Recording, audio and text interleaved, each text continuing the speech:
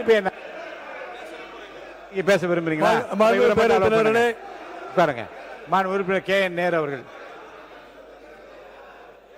மாண்புமிகு பேரவைத் தலைவர் அவர்களே, எங்களால தான் அங்கே வெற்றி பெற்றாங்கன்னு நாங்கள் சொல்கிறோம். இல்லை அவங்களும் சேர்த்து தான் நீங்கள் வெற்றி பெற்றாங்க. நாங்கள் தனியாக நின்னாங்க. அவங்க எங்களை விட்டுட்டு எங்கேயாவது தமிழ்நாட்டில் இடத்த வெற்றி பெற்றிருக்காங்களா கேளு. வெற்றி பெற்றிருக்காங்க கேளு. திமுக இல்லைன்னா அவங்க வெற்றி பெற முடியாது. போதும், இந்த கேள்வி போதும். அவை முன்னவர் போதும். மாண்பு உறுப்பினர்கள் இது போதும் என்று நினைக்கிறேன். அவை முன்னவர் மாண்பு பேரவைத் தலைவர் அவர்கள், அவை முன்னவர் விவாதம் மானிய கோரியை விட்டு பேச வேண்டிய நேரத்தை மாறி மாறி அரசியல் பேசிக் கொண்டிருக்கிறோம். ஒரே நிமிஷம் நான் பேசுறேன்.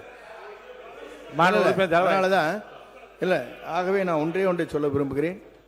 97 பேர் வச்சுட்டு ஒரு ஆட்சி, அவங்களுடைய சப்போர்ட் நீங்க பண்ணிட்டு இருந்தீங்க. அவங்களுக்கு ஏதாவது ஹெல்ப் பண்ணீங்களா? 2006 அந்த கட்சியை உங்களோட இருந்து இணைந்து அவர் சப்போர்ட் செய்தார்களே, அவர்களுக்காக அமைச்சரவை இடம் பெற்றிருக்கிறது இன்றைக்கு கொடுக்கப்பட்டிருக்கிறது. அதை நீங்க கொடுத்தீங்களா? முதல்ல திமுக தனியா நின்று ஜெயிச்சிருக்கா? இல்ல, திமுக தனியா நின்று ஜெயிச்சிருக்கா? ஒரு தேர்தலையாவது திமுக தனித்து நின்று சென்று வெற்றி பெற்றிருக்கிறதா சொல்லுங்க. அப்புறம் வேணா நாங்க மாண்பு உறுப்பினர் கே என் நேரு அவர்கள் இந்த பதில்.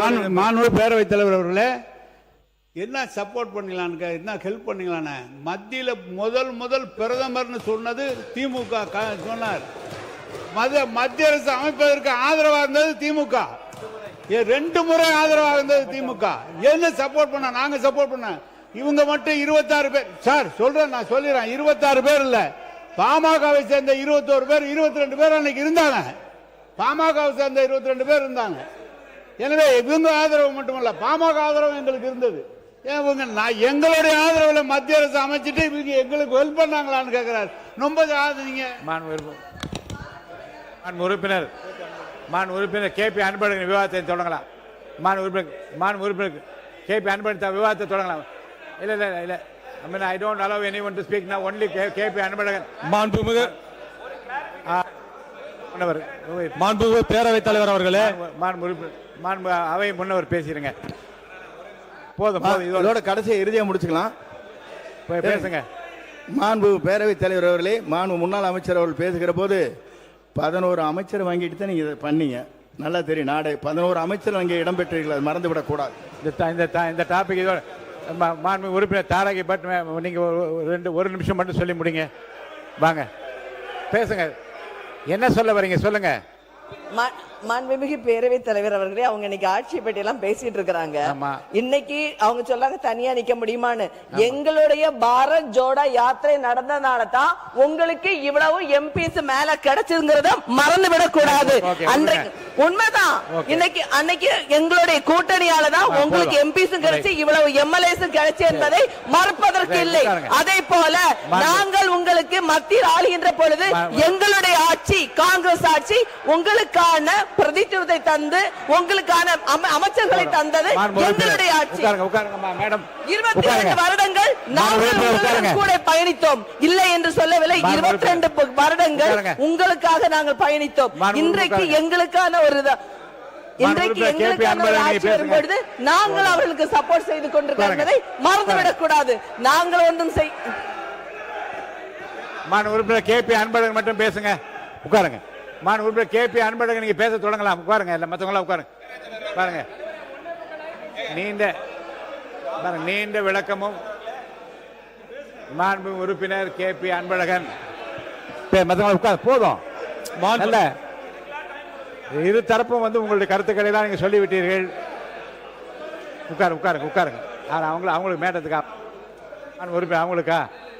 சரி உட்காருங்க. எல்லாம் உட்காருங்க. இல்ல உருங்க.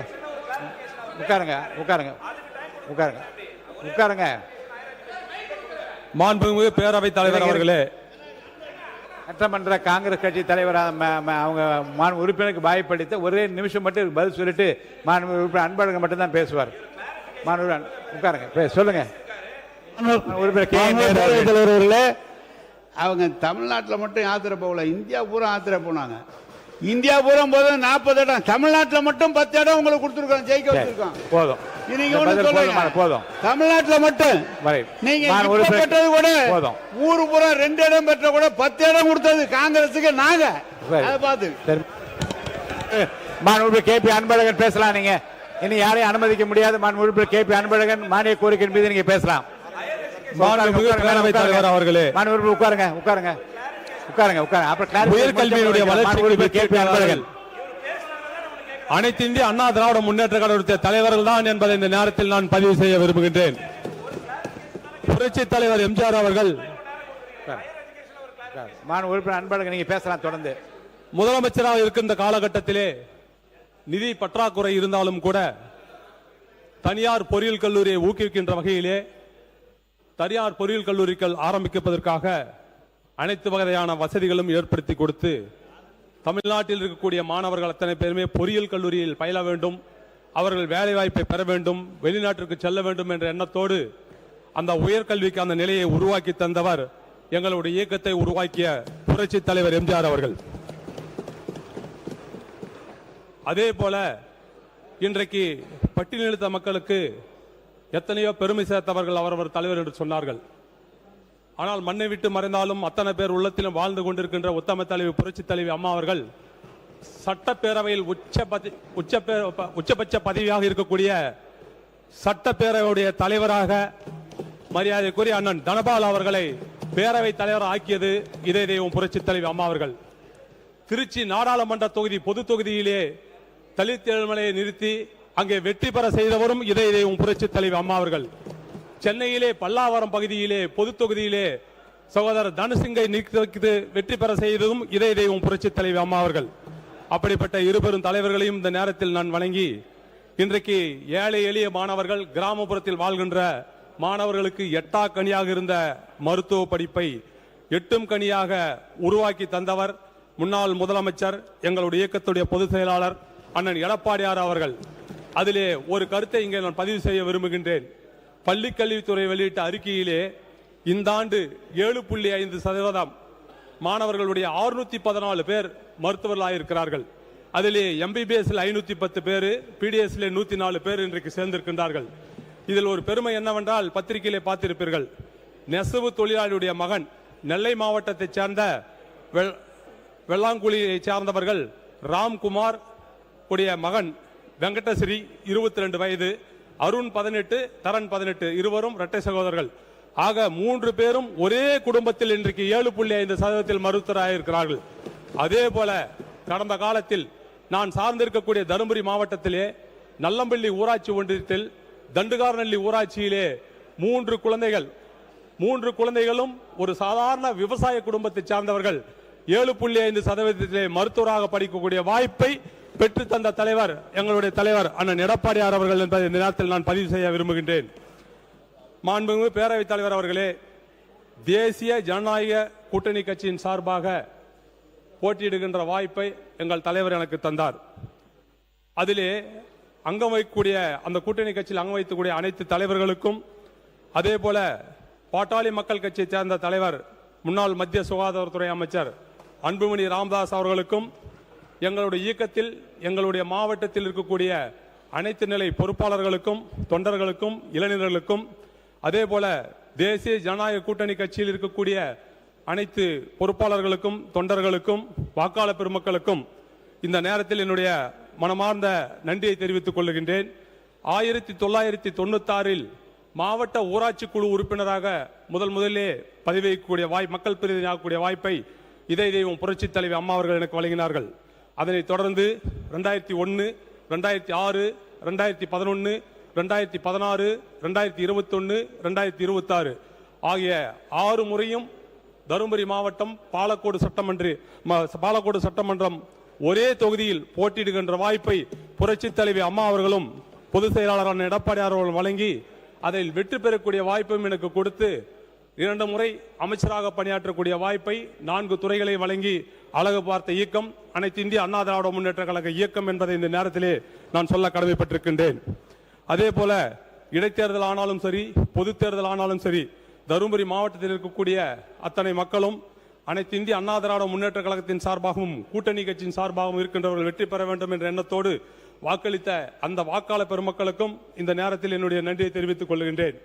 மாண்புமிகு பேரவை துணைத் தலைவர் அவர்களே, இன்றைக்கு 6 மானிய கோரிக்கைகள் மேலும் பேசுகின்ற வாய்ப்பை எனக்கு வழங்கிய துணைத் தலைவர் அவர்களுக்கும், முதலமைச்சர் அவர்களுக்கும், அமைச்சர் பெருமக்களுக்கும், எதிர்க்கட்சி தலைவர் அவர்களுக்கும் மற்றும் சக சட்டமன்ற உறுப்பினர்களுக்கும் இந்த நேரத்தில் நான் நன்றி தெரிவித்துக் கொண்டு, காலையிலிருந்து நீர்வளத்துறை அமைச்சர் இங்கே வரவில்லை. சரியாக நான் பேசுகின்ற போது வருகை தந்திருக்கின்றார். எங்களுடைய மாவட்டத்துடைய முக்கிய பிரச்சனை நீர் மேலாண்மை திட்டம். அந்த நீர் மேலாண்மை திட்டத்தை உங்களிடம் சந்தித்து நான் தெரிவித்திருக்கின்றேன். ஆகவே இன்றைக்கு நான் சொல்வதை நீங்கள் அனைத்தும் உள்வாங்கி எங்களுடைய மாவட்டத்து பிரச்சனையை தீர்க்க வேண்டும் என்று இந்த நேரத்தில் நான் உங்களை அன்போடு கேட்டுக்கொண்டு, 2020-21 3 நீர் மேலாண்மை திட்டத்திற்காக அன்றைய முதலமைச்சராக இருந்த எங்களுடைய பொதுச் செயலாளர் அவர்கள் நிதியும் ஒதுக்கி தந்து கட்டாய நிலஎடுப்பு சட்டத்தையும் போட்டு, அதே நேரத்தில் அந்த பணிக்கு டெண்டர் விடப்பட்டு அந்த பணியை தொடங்குவதற்கான தொடக்கத்தையும் அவர் தொடங்கி வைத்தார்கள். ஒன்று, அலையாளம் அணைக்கட்டிலிருந்து தூள் சிட்டி ஏரிக்கு தண்ணீர் கொண்டு வருகின்ற திட்டம். அது 8.8 கிலோமீட்டர் அணையாளம் அணைக்கட்டிலிருந்து ஏற்கனவே ஒரு கால்வாய் அமைக்கப்பட்டு அதில் 20 கனஅடி தண்ணீர் மட்டும் வரக்கூடிய சூழலிலே அந்த கால்வாய் அமைத்து விவசாயத்திற்கு பயன்பட்டு இருந்தது. எங்களுடைய திட்டம் 8.8 கிலோமீட்டரில் இருந்து தூள் செட்டி ஏரிக்கு தண்ணீர் கொண்டு வருவதற்காக 12 கோடி ரூபாய் நிலஎடுப்பிற்காக பணம் ஒதுக்கப்பட்டது. டெண்டர் 58 கோடி ரூபாய்க்கு விடப்பட்டது. ஆனால் அந்த பணி இன்று வரை நடக்கவில்லை. 6 ஆண்டு காலமாகிறது, 7 ஆண்டு காலமாகிறது. அந்த பணத்தை 58 கோடியிலே அந்த 8.8 கிலோமீட்டர் கால்வாயை சீரமைத்து விட்டார்கள். சீரமைப்பதற்காக 47 கோடி எடுத்துக்கொண்டார்கள். மீதம் இருக்கக்கூடிய பணம் தான் இருக்கிறது. ஆகவே இந்த திட்டத்தை நீங்க நிறைவேற்ற வேண்டும் என்றால் கட்டாய நிலஎடுப்பு சட்டத்தை மாற்றி இன்னைக்கு நிலஎடுப்பு எடுத்துக் கொண்டிருக்கிறார்கள். அதை விரைந்து முடித்து மக்கள் பயன்பாட்டிற்கு அந்த தண்ணீர் கொண்டு வந்து விடுகின்ற நிலையை நீங்கள் உருவாக்கி தர வேண்டும் என்று இந்த நேரத்தில் கேட்டுக்கொண்டு, எண்ணெய்க்கல் புதூரிலிருந்து தும்பலல்லி அணைக்கட்டுக்கு நீர் வருகின்ற திட்டம் இன்னொரு திட்டம். நிலம் எடுப்பதற்கு மொத்தம் 72 கோடி ஒதுக்கீடு செய்யப்பட்டு 2020-21 அன்றைக்கு தருமபுரி மாவட்டத்தில் இருக்கின்ற அனைத்து நிலத்தையும் கையகப்படுத்தப்பட்டு விட்டது. கிருஷ்ணகிரி மாவட்டத்தில் நிலம் கையகப்படுத்தவில்லை. இது 2 மாவட்டத்திற்கும் உண்டான திட்டம். அதிலே இடதுபுற வலதுபுற கால்வாய் இரண்டும் அதில் அடங்குகிறது. அதிலே வலதுபுற கால்வாய் தருமபுரி மாவட்டத்திற்கு வரக்கூடிய திட்டம். அந்த திட்டமானது இன்றைக்கு குறைந்தபட்சம் 20-25% பணிதான் நடைபெற்றிருக்கிறது. வலதுபுற கால்வாய் இன்றைக்கு இடதுபுற கால்வாய் பணி வேகமாக நடந்து கொண்டிருக்கிறது. அது நடக்கட்டும், அந்த விவசாயிகளுக்கும் பயன்படுத்தும். ஆனால் அதே வேகத்தில் இந்த திட்டத்தை நிறைவேற்றி தும்பலல்லி அணைக்கட்டிற்கு தண்ணீர் கொண்டு வந்து விடுகின்ற நிலையை நீங்கள் உருவாக்கி தர வேண்டும் என்று இந்த நேரத்தில் கேட்டுக்கொண்டு, அதே போல ஜர்த்தலாவ் கால்வாய் 5000 மீட்டரில் இருந்து புலிகரை ஏரி வரை 14 ஏரிகளுக்கு தண்ணீர் போகின்ற திட்டம். அந்த திட்டத்திற்கும் அப்பொழுதே அண்ணன் எடப்பாடியார் முதலமைச்சராக இருக்கும் போதே நிதி ஒதுக்கப்பட்டு டெண்டர் விடப்பட்ட திட்டம். அந்த திட்டமும் இன்றைக்கு 45% பணிகள் தான் நடந்திருக்கிறது. ஆக அதையும் நிறைவேற்றி தருகின்ற வகையிலே இந்த 3 முக்கிய திட்டங்களோடு சேர்த்து ஈச்சம்பாடி அணைக்கட்டிலிருந்து பொதிகன் பள்ளம் வரை நீரேற்று திட்டத்தின் மூலமாக ஒரு திட்டம்